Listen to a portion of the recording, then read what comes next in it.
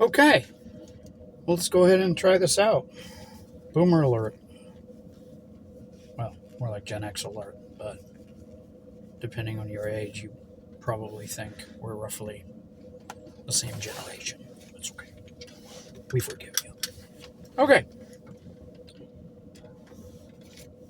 So, we're going to go ahead and try this. I'm going to call the show Welcome to the Driver's Seat. And it is essentially a show about, I don't know, imparting my wisdom.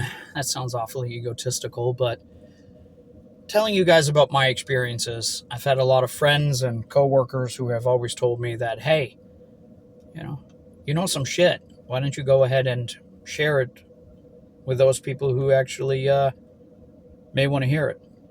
So I'm going to start this series. I have no idea if it's going to work. Really don't care if it's going to work or not. I'm doing it because I love what I do, not because I'm trying to get subscribers or anything along those lines. And so on certain days when either I'm driving to work, I'm driving from work, I'm going to go ahead and share my thoughts about life, business, so on and so forth. And we'll see. We'll see if any of you guys find it interesting or if it's just something that is yet another giant waste of internet time. In any event, we also have a ride along. Her name is Pringles. She's always going to be in the car with me. And so, who knows, maybe sometimes she's going to impart her wisdom on you guys as well. All right. Well, by the way, I'm old, so I have cheat sheets. Every morning when I have my first cup of coffee, I'm going to write down what I want to talk about, and then I'm going to take my little Boomer sticky notes, and I'm going to bring them with me, and then we're going to talk. Okay. By the way, let me say this before we get started. If you ever doubt anything that I'm telling you, feel free to reach out and I'll provide you guys evidence. This is not some video series about telling you how incredibly successful I am. And I don't know, I'm going to show you my house and my cars and flash cash and all that bullshit that a lot of other content creators do out there, trying to convince you to, I don't know, buy something. I don't want you to buy anything. I just want to share my thoughts. All right. So if you're looking for that kind of a content creator, you're on the wrong channel. I'll tell you that right now. Also, if you don't like animals, especially dogs, get out. No, I'm just kidding. Actually, I'm not. Get out. Anyway. Okay. So I think this first channel really kind of needs to, or this first video, I should say, should really just kind of tell you guys a little bit about me. And so I'm gonna devote this first recording to really kind of tell you guys how I got here and sort of my story behind what some people may call my success. Okay. So I'm somewhat of a serial entrepreneur. I am, how old am I? 52, 53 years old. Something like that. I got to ask my wife. She always knows better. I've started 8 businesses. Okay. And 2 of them failed. 1 miserably. And I'll share those stories when the time comes. But then 2 of my businesses, I grew to a point where I wanted to sell them, and so I sold them. And I cashed out, and I moved on. So that's 4 businesses, and for those of you who are good at math, that leaves another 4. Well, those other 4 I currently own. Get the Clicks is one of them. It's a digital marketing agency here in Orlando, and for now, I'm going to devote this channel to that particular company. Okay, so my story. It's a little interesting, I think, but I am also egotistical and I have a biased opinion, so take that with a grain of salt. Some people may have heard, or you may have heard the saying that some people are born with a silver spoon in their mouth, and if you've never heard of it, look it up. I was born more with like a silver ladle in my mouth, okay? I was born into a incredibly wealthy and very influential family. And if you think that this is a video about some dude who's extraordinarily pretentious and is just going to tell you, hey, look, I was given a lot of money and then I made even more money, that's not what this channel is all about, and you're going to find out about that in a second. But in any event, I was born into a very well-known, very wealthy family in Germany.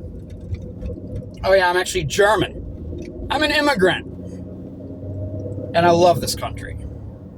A lot of people may think that there's all sorts of things happening in this country that, you don't like or you agree or you disagree with.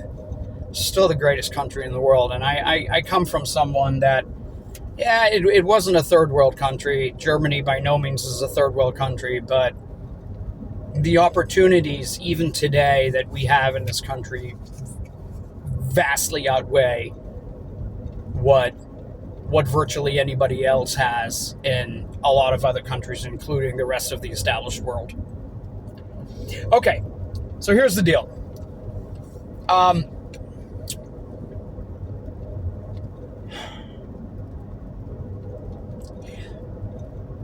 I mentioned that I was born into a very wealthy family. That is absolutely true. I lived in Germany until my late teen years, and I moved to the United States because my mother decided that it was a better place to live. And I give her all the credit in the world for that. I love my mother. I love her for absolutely doing that. And this is not gonna turn into a mom bashing session. It's important though to go ahead and point out that as part of the story, she's a big influence in who I am today. And I actually don't mean that in a positive way. My mother is the epitome of someone who does not understand money. She does not understand business. And unfortunately, when she inherited a good-sized fortune, she squandered it. Literally squandered it. A lot of money. She had married a couple of other guys, my stepfathers, who were all idiots, and helped her squander that money quite effectively. So at a very young age, high school going into college, I learned a really important lesson in life, and that is that nothing is guaranteed. And you may think you're set, right? Some people may have said that, I had won the ovarian lottery. You know something? They were right. I did. I was lucky. My gosh. But the lessons that came after that, looking back at it now, provided way more value than any of that money. Because as things completely fell apart, properties were getting repossessed. Cars were getting repossessed. Loans were being defaulted on. And we're not talking small stuff here. Things just completely careened out of control. And I told myself at that time that I was never going to let that happen to me. It didn't matter what it took. If it genuinely took me working myself to death, I was going to go ahead and never let that happen to me. And it's not because of the money. Money is a byproduct of success. It's because I want to make a difference. I want to make a difference in other people's lives. I want to make a difference in my family's life, and I want to make a difference for me. And I want to prove to myself that I can go ahead and do it. Okay. So I went to the University of Florida, and I also then went to Florida Atlantic University because, frankly, after 3 years in college, and I'm not going to lie, some good amount of partying, I had to come home. I had to come home because we didn't have any more money to really pay for college, and so I had to come home and help out. Well, as I experienced all of this in my, naivete, I then decided, okay, well, I need to try and bring some money in. And so I started working a couple of jobs like anybody else would obviously do. Except I found out the hard way that I'm a terrible employee. I can't keep my mouth shut. If I think something's wrong, I'm going to say something. If I think somebody's being mistreated or something is unfair, I'm going to say something. And so I got fired literally from every job I have ever been on. And we're talking everything from white collar management all the way down to a landscaping crew. And there's absolutely nothing wrong with these different levels of work. I'm just trying to illustrate you guys that it runs the gamut with me. All right?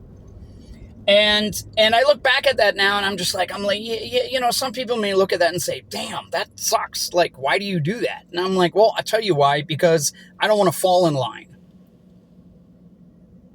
This world can't be changed by people who fall in line.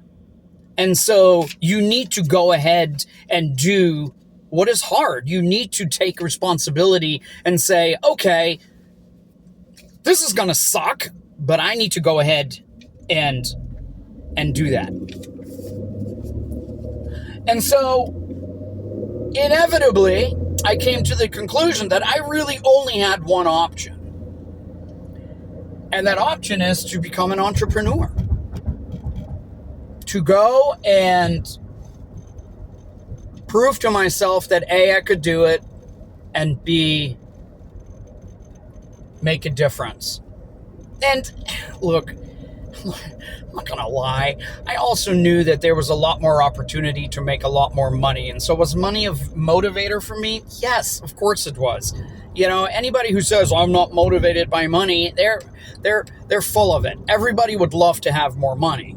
It's just when you start having money, you realize it doesn't actually solve all your problems. It solves a lot of them, but it doesn't solve all of them.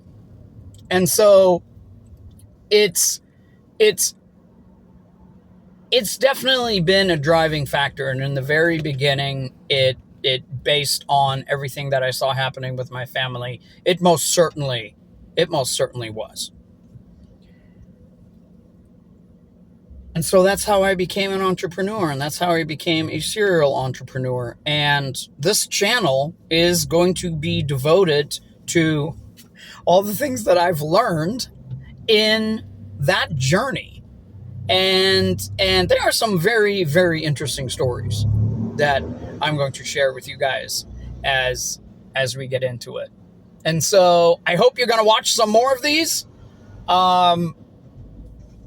Maybe there's something that you'll get out of it and is going to ultimately have you decide that, something, it's time for you to also be in the driver's seat.